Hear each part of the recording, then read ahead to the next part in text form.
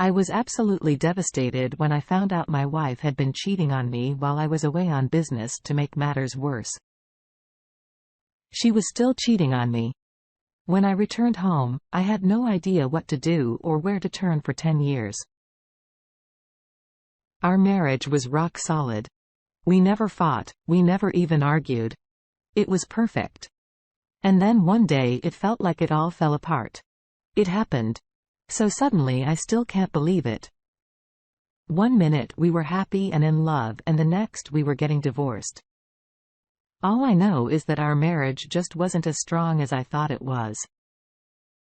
And now I'm left feeling angry and betrayed. I trusted my wife implicitly and she let me down. I thought our marriage was unshakable, but it turns out it was nothing more than an illusion. I started noticing little cracks in our marriage a few months ago. It was nothing serious at first. Just the occasional disagreement over something trivial. However, lately, the cracks have been getting bigger and more frequent. We quarrel over things that we used to agree on, and we often go to bed angry with each other. I don't know what happened, but something has definitely changed. I tried to talk to my wife and spice things up, but she just wasn't having it. She said she was too tired, that she had a headache, that she just wanted to watch TV, or some other excuse. But I know what she really meant was that she didn't want to talk to me, that she'd rather zone out in front of the television than have a conversation with her own husband. No matter what I did, I couldn't win back my wife's affection. I tried buying her flowers, cooking her dinner, and even tried taking her on vacation. Nothing worked. It was like she had someone else in her life that she loved more than me. I began to wonder if she was having an affair. I asked her about it, but she denied it. I never really paid much attention to my wife's phone habits. I figured she was just like me and only used her phone for occasional calls and text. However, recently I've started to notice her acting really suspicious with her phone. She's always looking at it when I'm not around, and she's quick to put it away. If I enter the room, she's always seemed to be spending more time on social media, and she's frequently receiving calls and texts late at night. I've started to suspect that my wife is up to something after witnessing her behavior with her phone. She's been acting strange and she's been very distant. Dead bedroom has set in. I tried to ask her what's wrong, but she just brushes me off and says that she's fine. I don't want to accuse her of anything without proof, but I also can't just let it go. I had been wondering for weeks what my wife was up to. She was always on her phone, not wanting to do anything with me, but she would go out with her friends, and she continued to be secretive about her phone calls and text messages. Fast forward a few days, and I made the decision on the way to work to hire a private investigator. I didn't have the time to keep wondering what my wife was up to. Within a few days, the investigator had given me a report that confirmed my worst fears. My wife was cheating on me, and get this. She would have this man come to our house and pick her up while I was at work. So after he told me this, I pondered the idea of installing cameras, but there was no need because the only thing that happened at my house was he would come to pick her up. He would sit in the car and wait, then my wife would come out and they would leave. I gave the private investigator explicit instructions to get as much footage as possible. He followed her for 1 week and captured everything on video. I was shocked when I saw the footage of her kissing another man. She had told me that she was hanging out with friends, but it was clear that she wasn't hanging out with friends. Now that I had footage of my wife cheating on me, my next step was to contact an attorney to see what my options were here in the state of New Jersey, which is an at-fault state for divorce.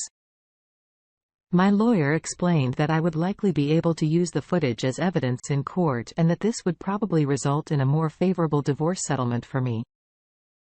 Additionally, my lawyer suggested that I filed for divorce as soon as possible, as the longer I waited, the more likely it would be that my wife could claim that the footage was not relevant to our marriage. Ultimately, I decided to follow my lawyer's advice and I filed for divorce shortly thereafter. The good thing about this upcoming divorce: we don't have any kids in this marriage. She has 2 daughters from a previous marriage. Yeah, she was married for 3 years before and had 2 kids in 3 years is kind of a relief. To be honest, I'm glad we didn't have any kids together. It would have just made the divorce that much more complicated. So in a way, I guess you could say that her having kids from a previous marriage is a good thing. It's one less thing for us to worry about. I am in my late 30s and so is my soon-to-be ex-wife. As the days go by after filing for divorce, my wife is still claiming she is going out with her friends. I still have the private investigator follow her and he will continue to follow her until she is served with divorce papers. At this point, my feelings for my wife had all but dissipated. I am just trying to make sure I have a strong case for my divorce. I was returning from my business trip when I got the angriest phone call from my wife. She had just been served with the divorce papers and she wanted to know why I had filed for divorce. I told her that she would find out in court why I had filed. But I could see that she was already upset when I finally walked in the door from my business trip. My wife accosted me and demanded to know again why I had filed for divorce, not wanting to get into a fight. I again told her that she would find out everything at the divorce hearing. However, she was not content with this answer and insisted that I tell her what happened. Reluctantly, I explained that I had caught her cheating on me and that I had decided to end our marriage as a result. I told her that I don't want to try anymore. I can't do this anymore. You destroyed our marriage. I have been trying to be a good husband for 10 years and I am done. My wife started to cry, beg and plead for another chance. But I told her I didn't want to. She told me she would change. She would do anything I wanted, she would get help. She would go to counseling. But I said it was too late. I told her that the betrayal is too much for me to overlook and there was nothing she could do to change that. She pleaded with me to stay. But I told her it was over and left the house while I was driving. She was pleading with me to come home, crying and saying everything under the sun. She even brought up marriage counseling again. I told her to stop and that I was not going to change my mind. Then all hell broke loose. She started calling me every name in the book and accused me of being a terrible husband. She said I was never there for her and that she was done putting up with my crap. I told her she was being ridiculous and that she was just upset because I had made the decision to file for divorce. We argued back and forth until finally I had enough and hung up on her. That's why after I hung up on my soon-to-be ex-wife, I went to a hotel. I didn't have anywhere else to go. My parents live in another state and most of my friends live hours away and I didn't feel like driving that far. So I left the marital home and got a hotel room which will probably be my home for a bit. I am still in shock over everything that's happened. It all happened so fast. One minute we had a solid marriage or so I thought, and the next we are divorcing and I am a bad husband. Wow. As the divorce hearing inches closer, I find myself becoming more and more anxious. Although I have been the one pushing for the divorce, I can't help but feel a sense of dread at the thought of going through with it. My attorney asked me about our financial situation and I have to break the news to him that my wife doesn't work and I am the sole provider. He then asked me about the house and I tell him it is a rental. We sold our house a few years ago and we just never looked for a replacement. My attorney tells me it's probably a good idea that we don't own a house. Even though New Jersey is an at-fault state, the judge would probably make her sell the house to split the proceeds. He says you have been married for over 10 years. She doesn't have access to financial resources and you can't prove that she was using the money you gave her for her affair.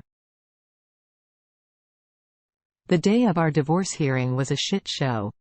Somehow she had an attorney and their attorney tried to get the evidence from the private investigator thrown out. I was never so angry in my life. The nerve of that woman. But my attorney told the judge that my private investigator compiled evidence up until my wife was served with divorce papers and showed the court that my wife was still cheating up until she was served. My attorney argued that since she was still cheating, the footage should be allowed and entered into evidence. The judge agreed. My wife was furious and vowed to get revenge before the divorce hearing concluded. My wife was given a choice: either stay in the house and continue to pay rent or move out. It's been 3 long months since my divorce was finalized.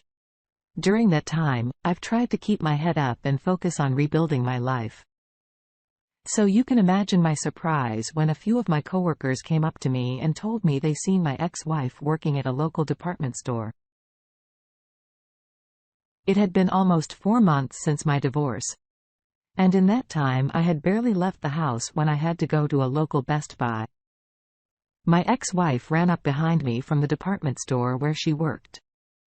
She must have seen me from a window or something. I was completely taken off guard. She was crying and hugged me tightly, begging me to take her back. At first, I was tempted. After all, we had been married for over 10 years and I still had feelings for her.